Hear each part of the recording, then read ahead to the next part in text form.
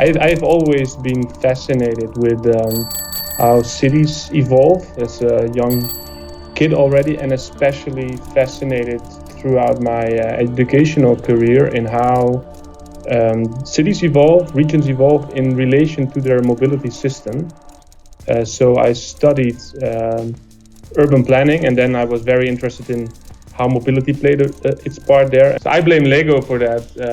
When I was, I think, 7 or 8, I was already building my own cities of Lego and playing with them in terms of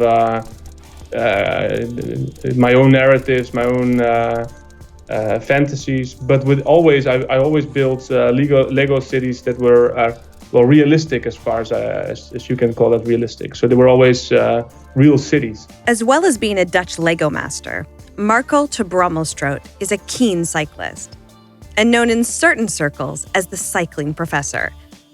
It's a title he wears with pride. His interest in urban planning and love of cycling led him to some interesting discoveries about how cycling can influence our behaviors while navigating transport infrastructure. In this episode of How Researchers, we're getting into the saddle and traveling by bicycle, a vehicle of social, political, and environmental change.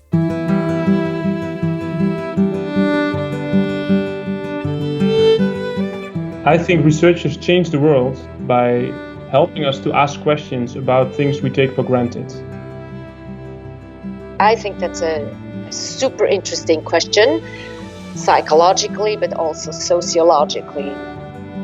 Every day, everywhere, some scientist is doing something that's just about to change the world. Welcome to How Researchers Change the World, a podcast series supported by Taylor and Francis, which will demonstrate the real-world relevance, value, and impact of academic research and highlight the people and stories behind the research. My name is Dr. Caitlin Reguer. I'm an academic researcher, an author, and a scholar of digital and modern culture.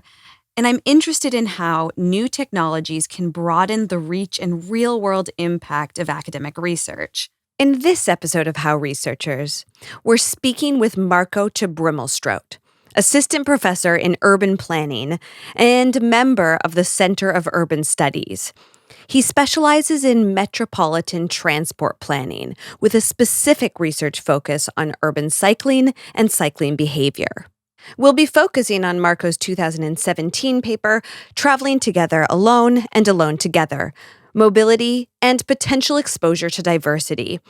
He co-authored this paper with Anna Nikolaeva, Meredith Glaser, Morten Schoon Nicolaisen, and Carmen Chan. Yeah, my name is Marco te Brömmelstroet, and I hold the chair in urban mobility futures at the University of Amsterdam. So I studied urban planning, and then I was very interested in how mobility played its part there. And after that, I did a master in infrastructure planning, where I was very much focused on how urban issues and spatial issues played a part there, which in both cases, this connection was relatively limited and made me decide to pursue a PhD research that was focused on how to bring these two topics together, and especially in planning. So how to bring planners that deal with cities together with planners that deal with transportation systems, so they can have synergies in how they develop plans.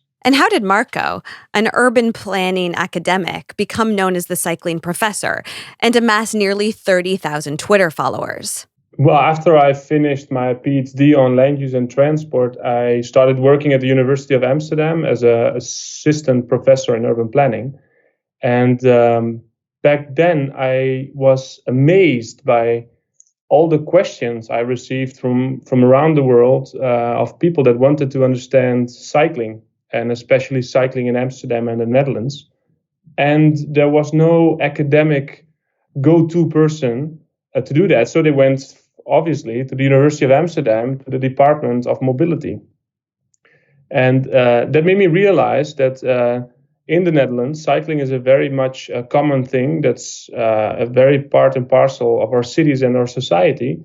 But at the same time, we don't really seem to study it, making it sort of this non-conspicuous thing that's around everywhere, which is influencing who we are and who we are as a city and as society. And this deserves academic attention. So I started back then by putting that on the academic agenda, that we need sort of to unpack this, but also to use it as a lens to study all kinds of urban and societal phenomena. And I put that under the label cycling professor. Urban planning is the technical, societal, and political process which looks at the design, development, and land use of the built environment, cities in particular. It includes things like sanitation, infrastructure, public safety, and welfare. Marco's area of primary focus is on transport and how this impacts people and the environment. There is evidence of urban planning going back some 5,000 years to Mesopotamia, Minoan civilization, and ancient Egypt. The Romans mastered and documented it. Their influence can still be seen and experienced today. Cities for millennia were designed for people to live, work, and play. Although cycling is a relatively new form of transport, it's one of the most widely accessible and popular both in urban and rural areas around the world.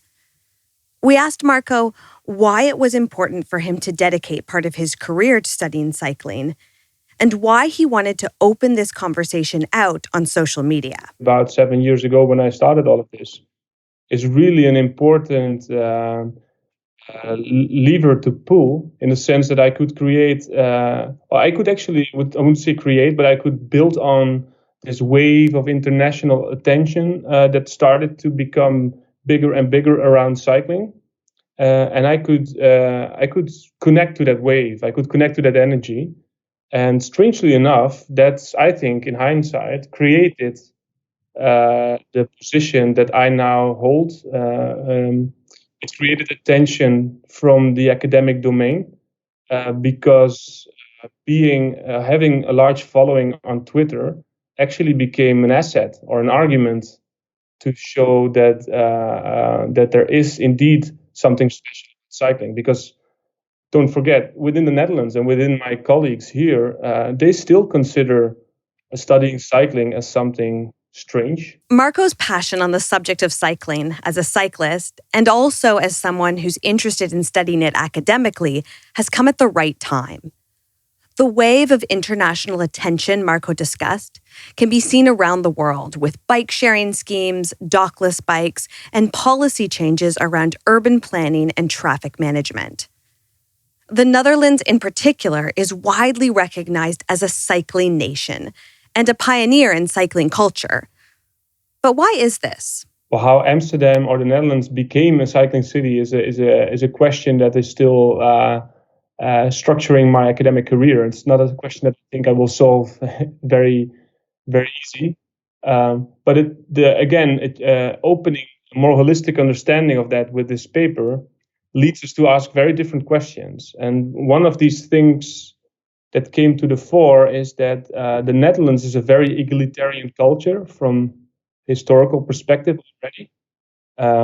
What you can, for instance, see here is that it would work against you if you are an elite. So let's say if you're the king or a political elite. In the Netherlands, it would work against you if you would use conspicuous consumption, like this idea of showing how rich you are with a very fancy car. So that fits with an egalitarian ethos in which people tend, so it works in your favor in an egalitarian ethos if you show how normal you are.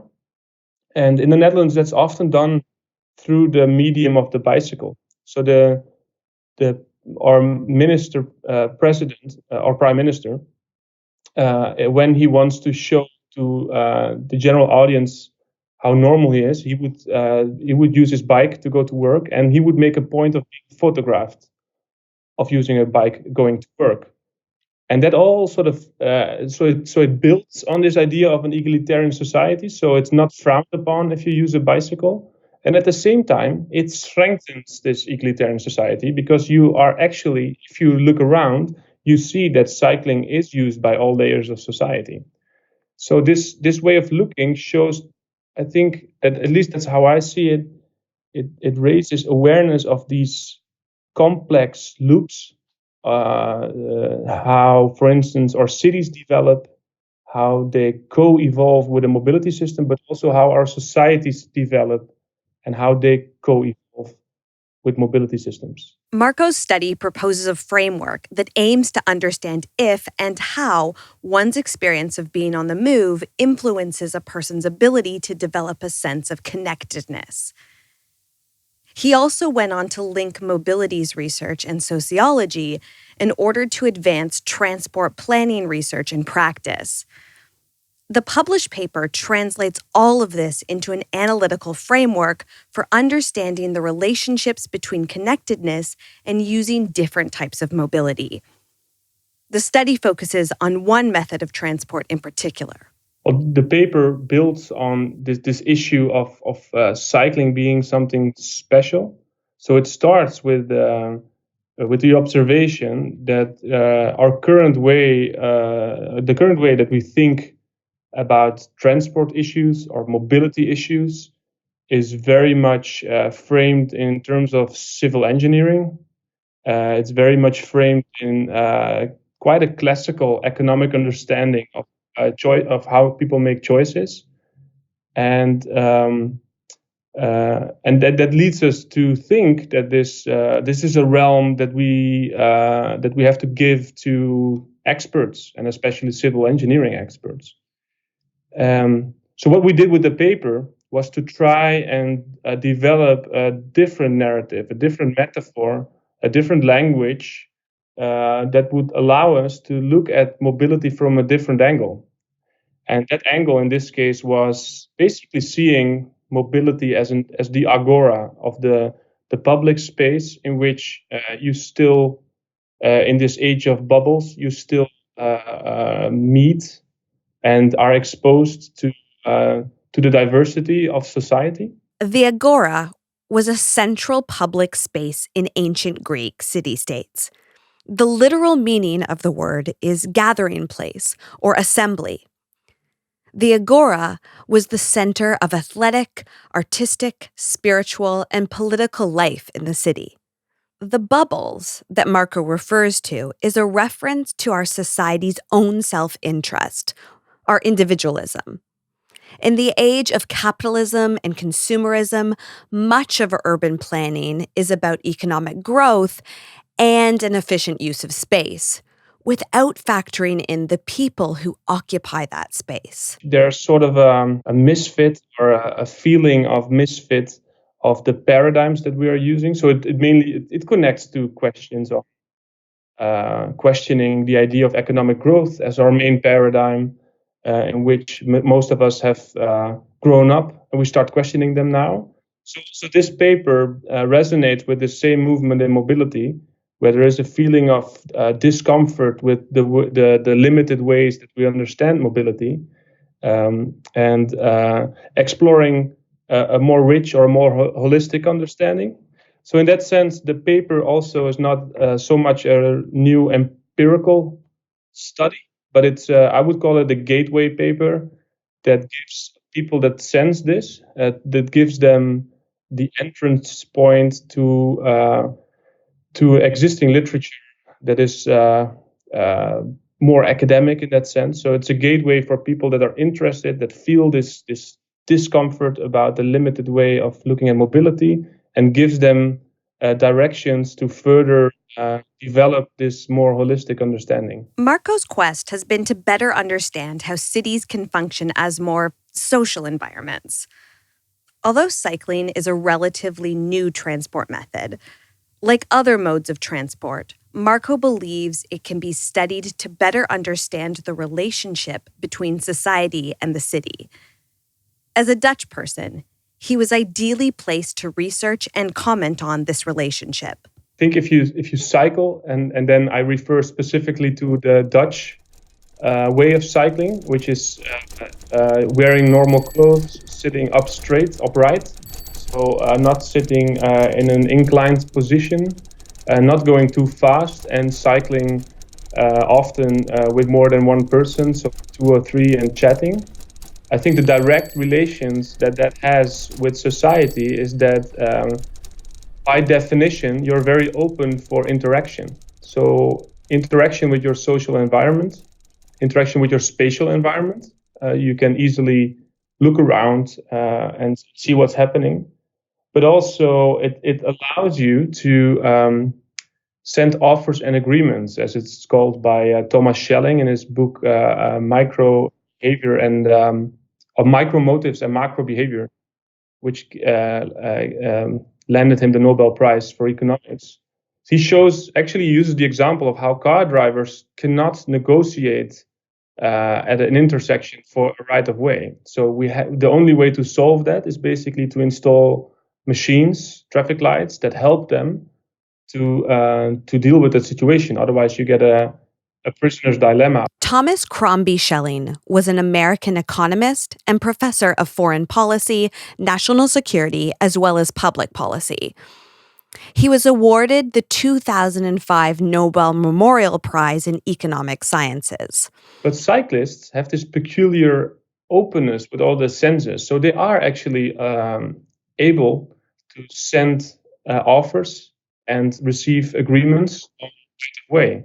So as a cyclist, you can engage in a dance with your fellow citizens. And that creates, it creates a very specific, almost, I would say, a public space culture where it's no longer the survival of the fittest, but it's much more an equal dance with dancers and sort of an emergent choreography. And it leads to, it might be related also with this idea that we are developing a sort of a muscle for finding consensus, because that's basically what you're doing on a micro basis every day going to work. Underway, you have to find consensus about the right of way several times. So that would actually might help you also to become more of a consensus seeker. After the break, we'll hear more about Marco's research and its impacts. We'll also learn about the Urban Cycling Institute, which Marco has been an integral part of establishing. How can I make sure my published research has an impact on the world? What do I do if I disagree with peer reviewer comments? What techniques can I employ to manage my time between teaching and research commitments? These are questions we hear all the time from researchers at different stages of their careers, and we wanted to help. So we've created 2 12-week learning programs to support your research career. For early career researchers, we've covered the full process of publishing your research, from choosing a journal, to managing the review process, to boosting your personal profile after publication, and everything in between. For mid-career researchers, our program builds on your existing knowledge and experience of publishing research to make this process more efficient for you. We've also included plenty of advice on raising the impact of your research, including driving discoverability using keywords and how to work effectively with journalists. If you think this would benefit you, sign up to a learning program today at howresearchers.com/learning-programs.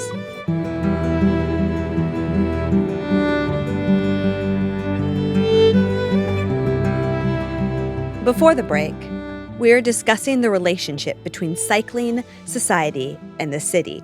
What were the key points that came out of this study? The key takeaway was that, first of all, raising awareness that the current metaphors and language that we tend to use in mobility are limited. And already that's, I think, a huge step forward for many people to become aware of that the way that we look at things is not a given. It's not a natural law. It's a matter of a choice of society, and we can change that. And what we did is we developed what we call it a conceptual framework around the concept of potential exposure to diversity. So we found in the sociological literature that if you put that central, this idea that you have the potential to meet other people and actually have to actively deal with these other people because you are using the same space, so you have a dilemma to solve, is correlated with many important characteristics of society. And this is interesting because then you change the debate. For instance, if you now talk to a transport alderman about cycling policies, we tend to focus on cycling as being cheap, healthy, or easy. While if you talk about it in the concept of potential exposure to diversity, you can talk about how cycling can lead to a more egalitarian society, or is connected to a more egalitarian society. How cycling can help young children to develop a more holistic understanding of the place. They can develop a sense of place or a sense of society. And in the end, even it can relate to feelings of trust. If you meet strangers, you're less likely to have prejudices. This idea makes perfect sense. If you can experience a landscape where everyone is essentially on equal footing, people sharing the space would be less likely to feel suspicious, envious, and frightened of others. It's very hard to have a convincing argument in a positive way, in the sense that you cannot say by definition that cycling and walking leads to these kinds of effects.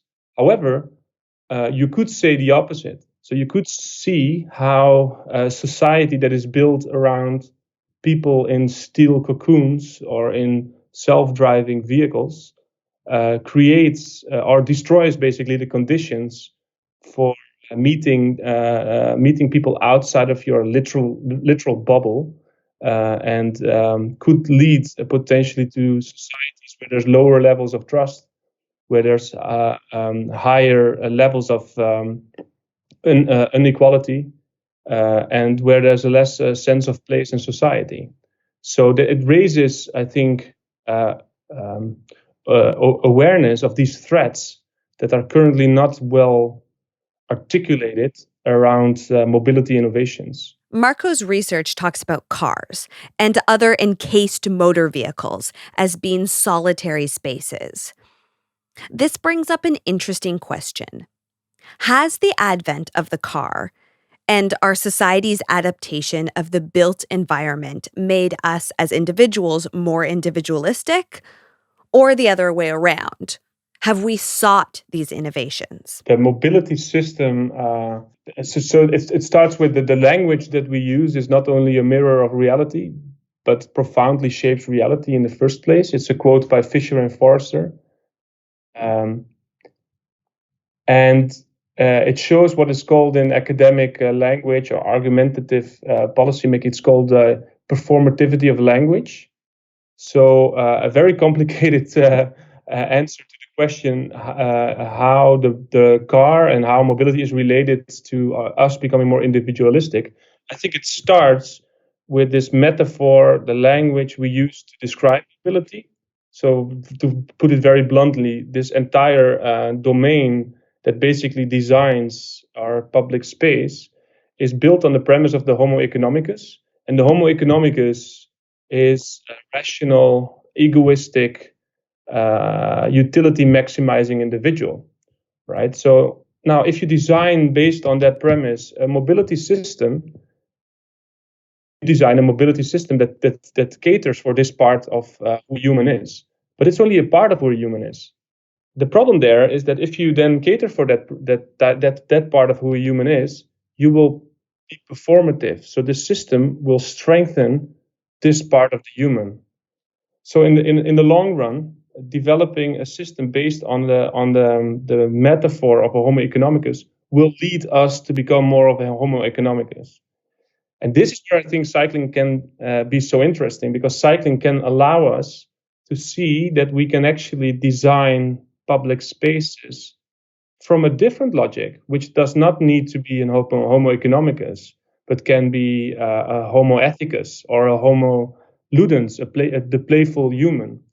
This would allow us to design a different mobility system, and in turn this would lead us to strengthen other parts of humanity that are now sort of marginalized. We seem to have accepted that this version of our built environment is here to stay.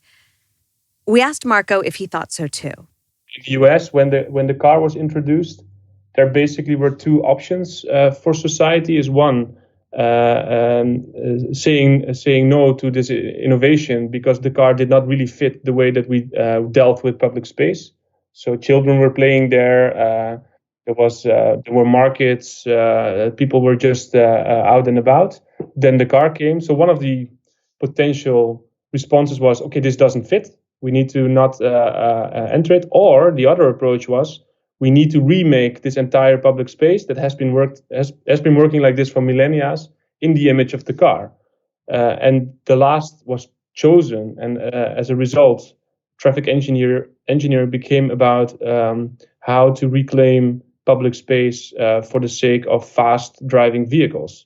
And countries that went along with this, and for instance, part of the Marshall Plan after the Second World War, and the funding that was funneled from the US to European countries was earmarked with this logic. So traffic engineering, the American traffic engineering model, was implemented in many other countries. The Netherlands didn't follow the same route.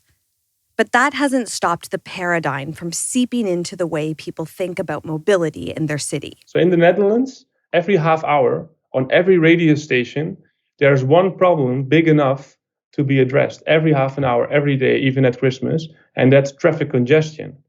Why do we do that? Because we think traffic congestion is a problem, because we think that people are optimizing their travel time, which in part they are doing, but by keeping focusing on that, we really think that we should spend most of our public money on solving congestion, which is nonsensical. First of all, because you can't solve it, as empirical evidence shows, but also because you could also use that same money to improve the public spaces where humans are in a qualitative way. You could actually improve the qualitative experience of being underway instead of only seeing it as a quantity to reduce. So travel time as a quantity to reduce. You can also conceptualize travel time as a quality to maximize, right? And that would lead to a completely different set of policy instruments that you will use. And I strongly believe that this in the end will also lead to a different way how we engage with each other. This study was remarkably well received, and not just in the academic community, but it is shaping lots of discussions in urban planning and political circles. We wanted to ask Marco about the impact of his paper and what opportunities his online recognition has afforded him. Well, the fact that the paper was published under open access agreement led to also, I think, the popularity of the article, because it could easily be read and sent around in especially that domain, the domain of planning practitioners that often already had this feeling of discomfort but couldn't really articulate. And now they had a piece that helped them articulate this, which, for instance, helped us to raise funding to make the Why We Cycle documentary. And this documentary actually builds further on this logic. So it starts building the arguments that people then can use. The Why Cycle documentary is an insightful, engaging, and informative documentary which brings together people from all walks of life to discuss the Dutch cycling culture. It's well worth a watch, and you can watch it on our website, howresearchers.com. So did it lead to direct effects? I think not yet. It makes people, I think, hopefully a bit more aware of these underlying metaphors and the fact that they are not a given. The ideal model that follows from this is not a model.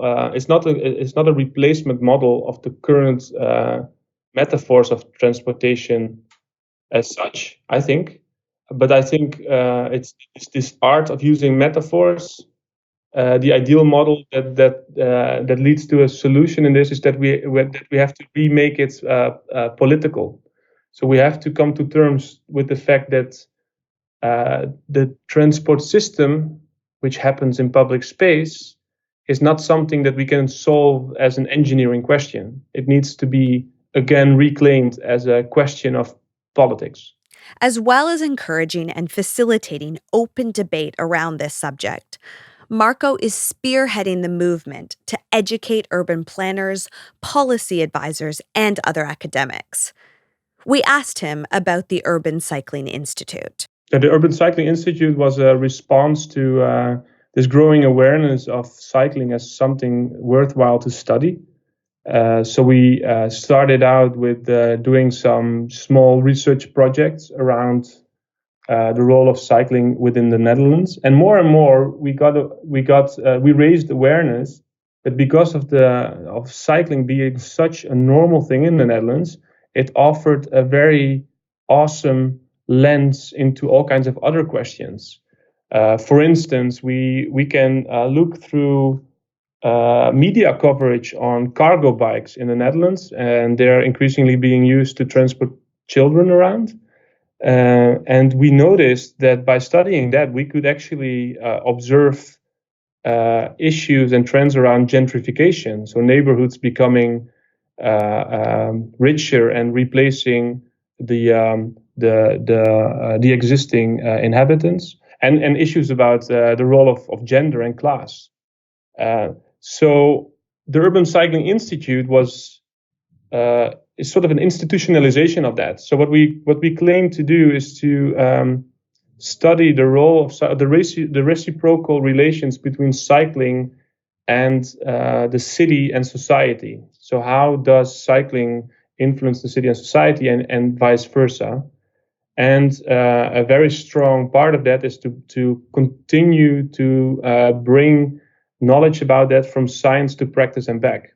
So we really want to be as transdisciplinary as possible. So everything that we do in terms of research, but also in teaching modules that we develop, we aim to build bridges between academia and practice around this question of cycling as a lens to understand the city and society. And we asked what role education plays in shaping our world and changing it. Oh, education is absolutely key. So I also came to that realization that so working here already now for 12 years, I educated about 800 to 900 urban planners, or at least partly they had to listen to me talk. So one way to change the world is to give these people that are now planners around the Netherlands mainly, give them tools to rethink and tools to be critical and constructive in their work around mobility. But especially the summer school that we developed. The summer school is called Planning the Cycling City, but the undertitle is Unraveling the Cycling City. So it's also inviting people from around the world. So we have now done it for 4 years with around 120 alum from all walks of life. So we have master students in urban planning, but also the mobility mayor of Sydney, and emeritus professors from the US to visit. So a very diverse group every year. They come here not to get a masterclass in how to build a cycling city, but they come here to be confused on a higher level. That's how we sell it. So in 3 weeks, you will reconsider all the things that you believed were true about cycling and about cycling in the Netherlands. And through that, you will be able to ask better questions back home and to really get change going. To get change going, we must become confused on a higher level. Marco believes this will lead us to ask better questions and discover more insightful, holistic, and inclusive answers.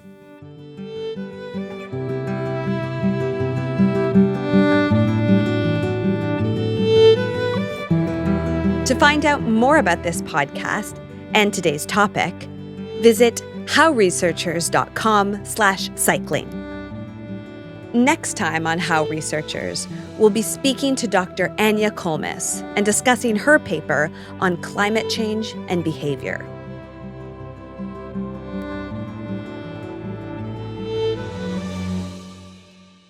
We'd also love to hear your feedback on today's episode.